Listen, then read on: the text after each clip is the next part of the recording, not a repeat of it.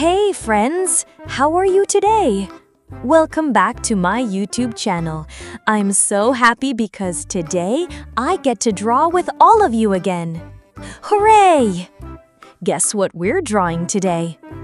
That's right, a cute pink tulip with a pretty flower pot. Who here loves flowers? Do you like flowers? I do. Flowers are so beautiful and colorful. There are many kinds of flowers in the world, like tulips, roses, orchids, sunflowers, jasmine, and many more. But today, we're going to draw a tulip. Do you know what a tulip is? Let me tell you. A tulip is a beautiful flower that has smooth petals and grows straight up like a cup.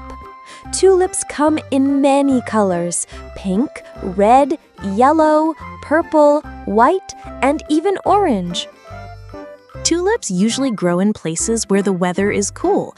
They bloom in spring when the snow melts and the sunshine comes out. And guess what? The country that is very famous for tulips is the Netherlands.